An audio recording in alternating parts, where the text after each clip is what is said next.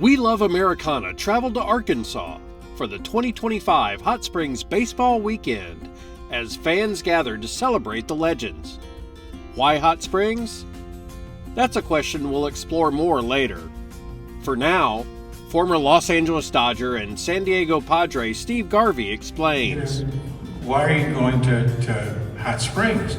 And I told him, and they said, gosh, that's pretty neat. Yeah. That able to capture part of history, and especially baseball history, with all those great gentlemen way back when who would come here, and a little different type of training now compared to massages and the hot springs, with the same results. So that's generational. Yeah. Hall of Fame catcher Johnny Bench from the Big Red Machine explains his approach to the game and his AEIOUs of life. I wanted to be the guy at the plate to drive in the run. And that's what you have to have. When you go up there, you have to be better than the situation, you have to be ready to hit, and you have to wait for your pitch because you're going to get it. And when you do something with it. And don't be somebody else. Don't, just be yourself. You want to emulate somebody? Fine, that's fine, but you can't have this and you can't have that. Learn what you can do. People come up to me and say, my kid wants to be a catcher. What do I tell them? Catch every ball. A is an attitude. You can wake up with an attitude. You can change your attitude any moment. Sometimes the person next to you wakes up with an attitude, but then you gotta have a better attitude. E is an effort for excellence. Why not be the best? What's the problem with being the best? I, individual. There is no I in team. You be the best individual. O is an opportunity that you've been given, and opportunities you can take advantage of, business-wise or for you. U is using people. I like to say also E, I go back to E, because everybody has different vowels.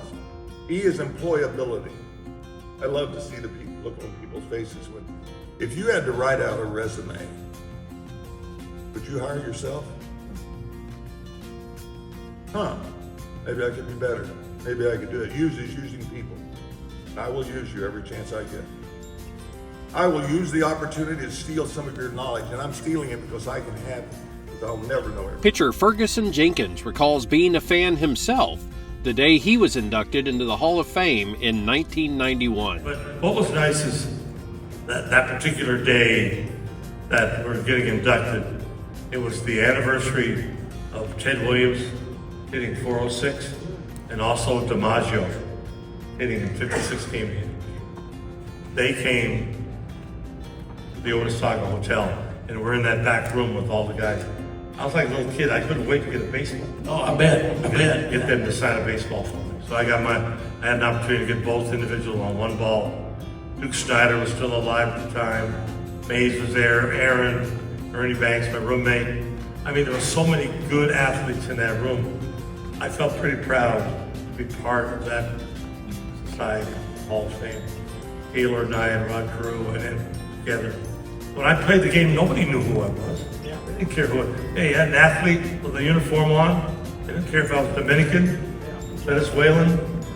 You're an athlete. Go out there and try to win. But when the end result, I had some very fortunate, good results. Steve Garvey shared the story of the day he seemed destined to become a Dodger as a 7-year-old. We got the bus, went to the tarmac of Tampa International Airport at about 8:15, and one of those beautiful gray peach mornings there on the go. All of a sudden, the DC-7 prop jet, which I would later find out to be the K. O'Malley one, banked in the distance and landed and went by, and it had Dodgers on the side and a baseball on the tail. I mean, for basically a 7-year-old kid, it was awe-inspiring. We're standing in front of the bus, and the door opens from the Dodger plane, and off comes Walter O'Malley, the owner. He made the trip. But it was Walt Olson, the great manager, and then it was Reese, and Junior Gillian, and Gil Hodges, and all these guys. And I stood there with my cards, and as I saw him coming, I would, Dad, is that Big Goat? And then finally, the last two guys were Roy Campanella and Jackie Robinson. That day was the beginning of my journey in baseball. But these two men came up, and Jackie Robinson looked at me, stopped. And I had my glove on my belt. My mother bought me a Heart of the Hide expensive $9.95, which was the top of the heart of the high at that time. And you play baseball, son? I said, yes, sir. And he said, well, you practice hard, and you listen to your coaches, and maybe someday you'll be a Dodger. And I said, yes, sir. And I don't think the words came out, and I nodded. I think I just kind of was in awe because I knew it was Jackie Robinson. And then Roy Campanella said those dreaded words. He looked at my dad. Dad had that gray Greyhound uniform on with Joe on. And he says, Joe, is he a pretty good student? Oh my God. And my dad said, well, Roy, he's working hard. He's having a little trouble with his reading now, but we're reading with him every night. And, he's coming along. And Roy said, well, son, he said, you heard what Jackie had to say. You can practice all you want, and you can have some God-given skills. He said, but you got to study. He said, studying gives you options. And I said, yes, sir. Then he shared the story of how it actually happened. I'll offer you $25,000. I look at Dad. He looks at me. Dad starts to talk. When Millie Garvey, who's been eavesdropping, sticks her head around the corner and says, Guy, he goes, yeah, Millie, I'll pay Stevie $25,000 to stay at Michigan State. No deal. I look at Dad, he looks, we're stuck to the plastic, she's ruined it. This is a bad boy to Dodger Stadium. Mom, what are you doing? So what do you do as the chief negotiator? Again, we're talking to the wrong people. He gets out and he goes into the kitchen. And I remember Mom telling us, he picks up a rag, starts drying the dishes. Now, Millie, what are you thinking? Now, Millie, this is all the money we have. So maybe 5 minutes later, Dad and I are stuck, like I said before. She's ruined it, we love her, but they come in arm around the corner. Well, guys, we got a deal. Really?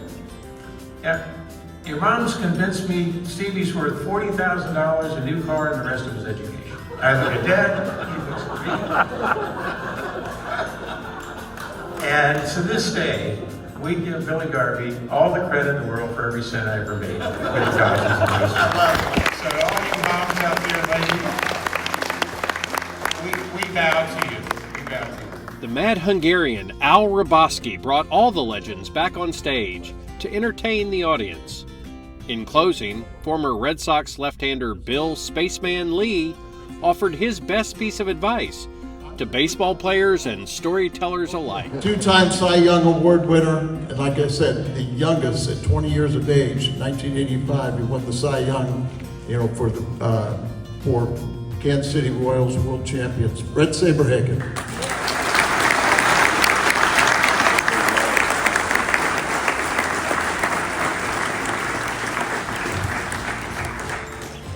This next guy I'm afraid to introduce. Because he's given left-handers, I'm such a normal guy, but he's given left-handers a really bad name. When you called the Spaceman, and I think he admitted earlier that he's from Mars or something, right. But we'll get into some things with him, but I know he's never had a word to say. The Spaceman, Bill Lee.